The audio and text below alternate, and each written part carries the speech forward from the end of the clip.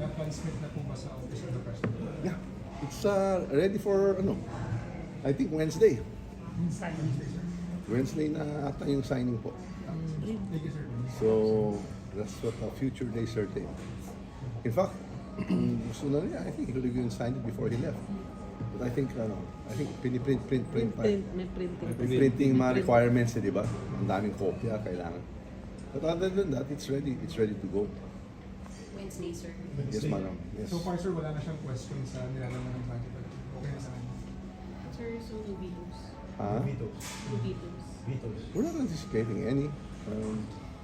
Sumusunod lang naman kami sa mga parameters, and we've been working closely naman with OP and all the departments. So. Okay, si Pangulo with the deletion of confidential funds from civilian agencies. I think so because both houses agreed upon it. In fact, the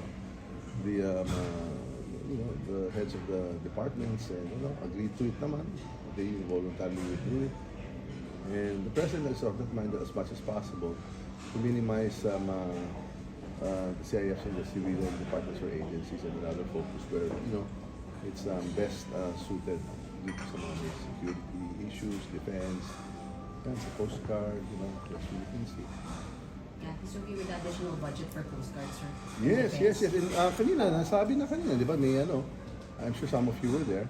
Remember we were talking about the Maharlika Sovereign Wealth Fund? Well, we told him that, yes, he knows, as you all know, the Maharlika is already established. It's being organized, it will be fully organized by the year's end. In fact, Pinas, I will go to the World Economic Forum in Davos. I'll ask the CEO of the Maharlika to go to Davos to meet with the other fund managers. But over here, I'm told the JBIC chairman that it's been formed. And as I committed to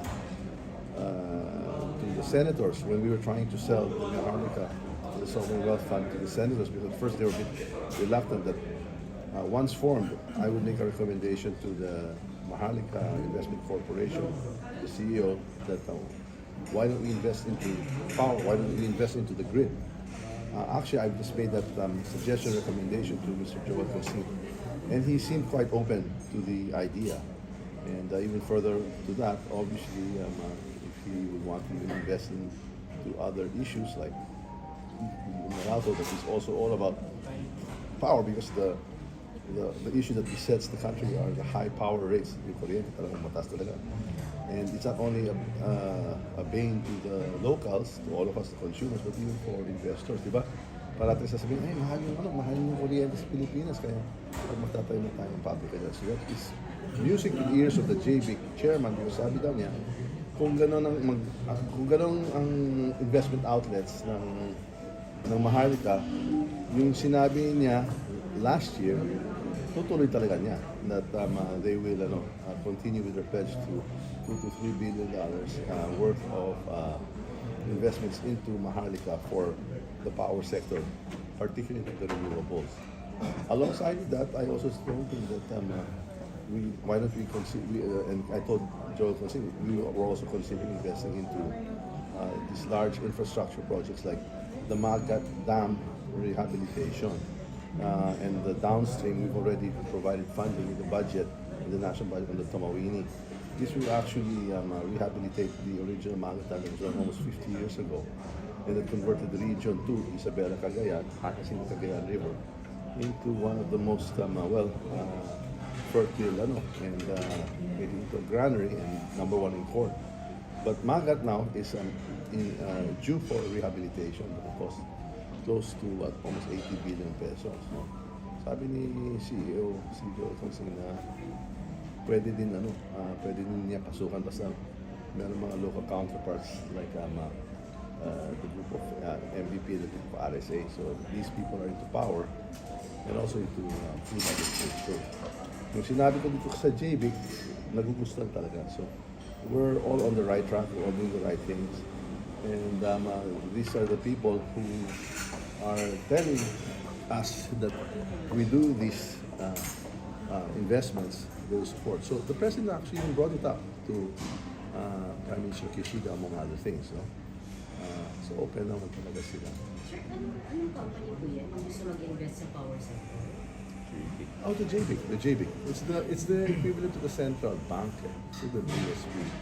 So that's what I mentioned. Remember last year I couldn't really say it because the president confirmed that even prior to his visit, because he was invited to go to Japan, the Japan president has committed on the long-term arrangement vis-a-vis rice because we get the bulk of our imported rice from Vietnam. So, pag-uusapan yan. Prior to his visit to Vietnam, a team from the Department of Agriculture of Secretary Kiki Laurel will visit Vietnam as a working group. So, pagdating ng presidente doon, kumbaga, plansyado na yung mga arrangements and agreements based on the needs of the country. Because as you know, the drought, is still on and the prices of rice are still keep on spiking. Another proposition that we were talking about downstairs, that's why these things are nice, may mga sidebar.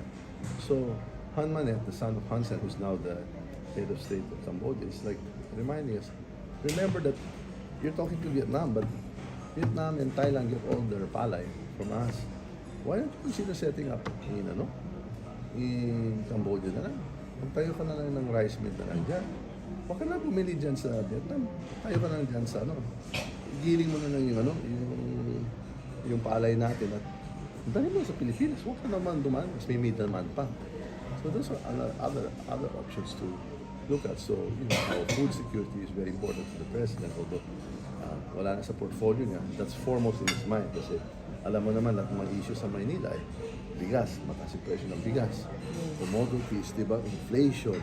Wala talaga tayo magagawa kasi even, while this president said he wants 20 pesos per kilo, of course the secretary now says that's aspirational kasi even the rice producers now are selling way above 20 diba? Yung imported. Kaya talagang mahihirapan talaga to achieve that. But the government is it's not beyond the government to continue finding a way to even partially subsidize making halo fertilizer in the water.